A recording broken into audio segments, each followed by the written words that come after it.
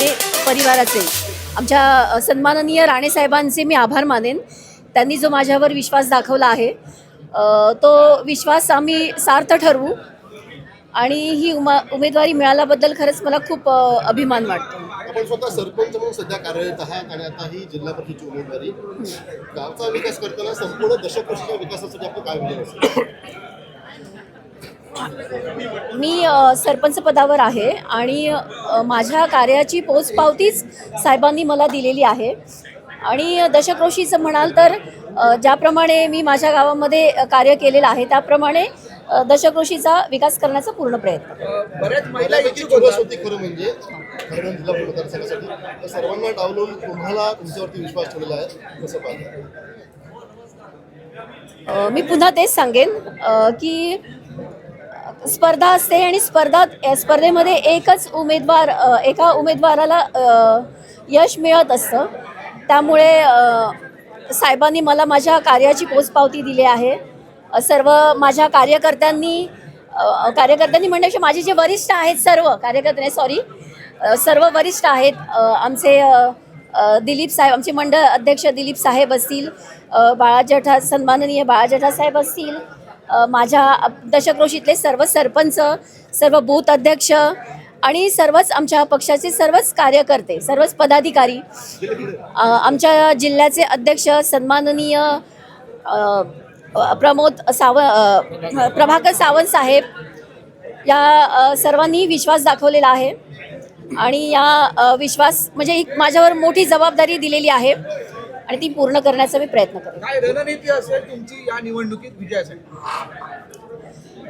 उमेदवारी मिळाली त्याच वेळेस मी म्हणेन की कारण मला सर्वांनीच सपोर्ट केलेला आहे, त्यामुळे जेव्हा उमेदवारी मिळाली त्याच वेळेस आमचा विजय निश्चित झालेला आहे.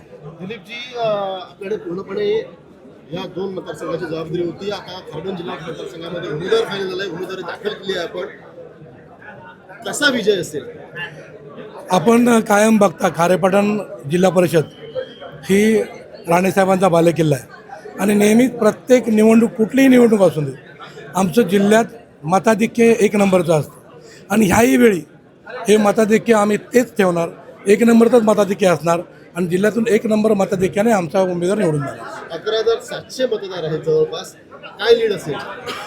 आताच ज्या विधानसभा झाली सर्वाधिक लीड आमचं 3900 एवढं लीड या विधानसभेला झालं होतं आणि तेच लीड आता ह्या जिल्हा परिषद राहील असं आम्हाला पूर्ण खात्री आहे. बिनविरोध उमेदवाराचं गिफ्ट आपण पालकमंत्र्यांना देणार का जिल्हा परिषदला? 100% आमचा प्रयत्न तोच राहणार आहे.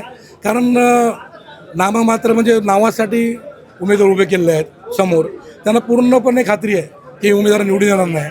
माझी सर्वांना विनंती तीच आहे की आपण एक चांगला पायंडा घालून देऊया की ही खारेपाटण जिल्हा परिषद आहे, आपण मोठ्या मनाने बिनविरोध आमच्या भाजपसाठी द्यावी, जेणेकरून ह्या विभागाचं एक असं चांगला पायंडा आपण घातल्यासारखा होईल.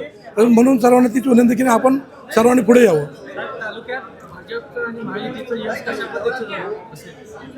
नेहमीच मागच्या वेळी पण जिल्हा परिषद पंचायत समित्या या 8च्या 8 जिल्हा परिषद या राणेसाहेबांच्या नेतृत्वाखाली निवडून आल्या होत्या आणि 16च्या 16 पंचायत समिती या पण आमच्या एक हाती विजय हा तालुक्यामध्ये आमचा होता. आणि तशाच प्रकारचा ह्याही वेळी राहील. आमचा युतीचा जे उमेदवार युतीचे उमेदवार आहेत शिवसेना आणि भाजप, ते सर्व उमेदवार विजय होते. खारेपाटण पंचायत समितीमध्ये बंडखोरी झालेली आहे.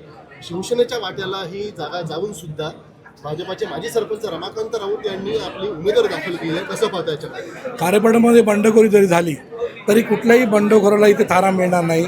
आमचे युतीचे उमेदवार जे असतील ते युतीचेच उमेदवार उभे राहतील. संपूर्ण भाजप आणि शिवसेना ही ताकद त्या उमेदवाराच्या मागे राहील.